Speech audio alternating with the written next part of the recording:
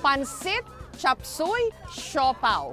Ang dila nating mga Pilipino, pati na ang ating mga bituka, para bang karugtong ng sa mga Chino. Isa sa pinakapopular na pagkain sa buong mundo na bahagi rin ng panlasa nating mga Pilipino, Chinese food. At dahil nasa China tayo, hindi natin palalagpasin ang pagkakataong makapag-authentic Chinese food trip. May dalawang bagay na hindi mo raw pwedeng kaligtaan kapag ikaw ay napunta rito sa Beijing. Ang makita ang Great Wall at ang kumain ng Peking duck. Panahon pa ng Southern Song Dynasty noong 1127 na uso ang pagkain ng Peking duck. Nakaraniwan lang daw isiniserve noon sa mga may dugong bughaw. Isa sa pinakasikat at pinakanaunang restaurant dito sa Beijing na naghahain ng Peking duck itinayo taong 1864, ang Quanju De Restaurant. Sa labas pa lang, mahaba na ang pila. Napakaraming naghihintay ng mesa. Elegante ang disenyo ng restaurant. Meron pang mga function room. At ang isa sa mga ito, replika ng orihinal na restaurant. Isa't kalahating siglo na ang nakararaan. Ang nagpapatakbo ngayon ng restaurant, si Madam Yang. Nagsimula lang daw ang kanilang pamilya sa pagbebenta ng mga poultry sa palengke hanggang naisipan ng kanilang kanununuan na magtayo ng restaurant. Na-interview ko si Madam Yang sa pinakabongga nilang VIP room kung saan kumain na rin ang ilang mga prominenteng personalidad sa buong mundo. Madam Yang, Sheshe for this interview. I want to know, why do you think is your Peking duck the best Peking duck in Beijing, in China, and the whole world? 这家是 Because the skill of the cooking, roasting of the duck, which is getting better and better, and it's warmly welcomed by consumers. More and more people are coming here to have their meals. They try to maintain the original recipe, or did they try to change it a little? 我们在这个烤鸭方面呢， We just follow the original cooking style using wood. This is the best taste. They come here to consume because of the history and the culture of this restaurant. Isa raw sa nagpapaangat ng lasa at nagpapabango rin ng kanilang Peking duck recipe ang pagluluto nito sa tradisyonal na pamamaraan. At sabi nila, piling-pili raw yung kahoy na pinanggagatong dun sa kanilang mga lutuan. Hindi raw pwede yung basta kung anong kahoy.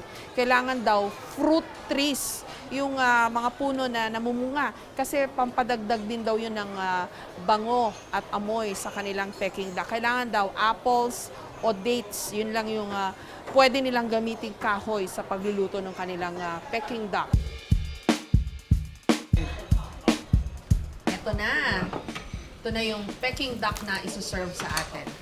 Yung paghiwa ng Peking duck, may prescribed na paraan. Hindi pwede yung bara-bara lang na hiwa. Kasi pati yan, art form sa kanila. Isang piraso ng duck, ang pwedeng hiwa daw niya na maninipis, na kailangan bawat piraso merong balat, 90 to 100 slices per duck. Is this garlic? Shishe, shishe. Ito na.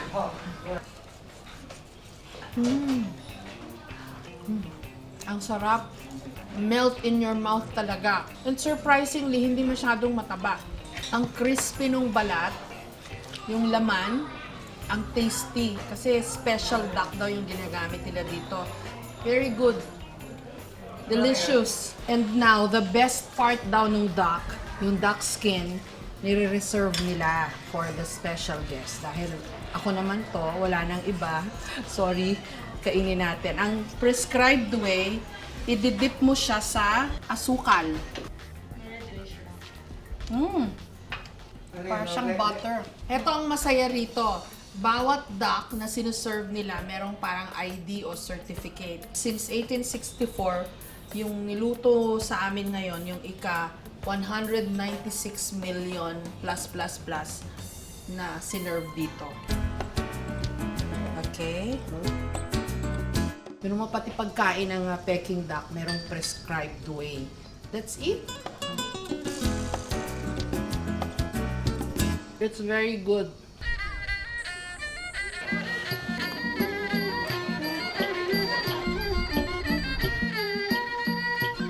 Isa pa sa mga dapat matikman pag pumunta kayo rito sa Beijing. Narito tayo sa isang restaurant kung saan yung kanilang dumplings, ang tawag ay jiaozi. Inimbento ito, ang gagamot nila nung unang panahon. Namumula na yung tenga ng mga tao sa ginaw. Kaya nakaisip siya ng dumpling na pwedeng ibigay dun sa mga taong sobrang giniginaw. And he made it into the shape ng tenga.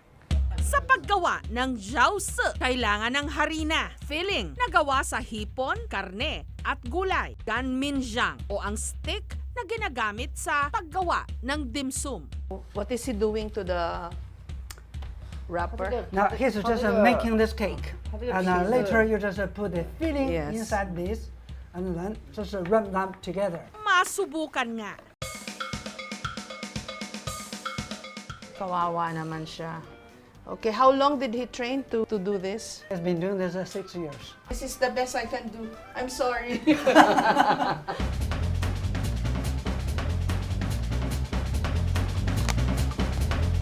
This?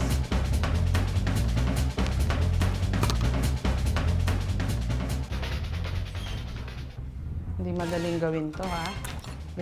Ginawa ko na rin to sa pansit molo sa ano. Mahirap gawin. Korteng tenga daw. Wow, it's here, huh?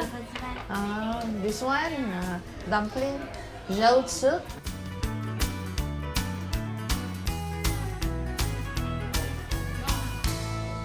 Hao-chi? That's delicious in Chinese. Ang China kilala rin sa exotic food at kung yan ang hanap nyo, kailangan pumunta kayo rito sa Wangfujing Street na ayon sa mga local kilala rin bilang Funny Food Street.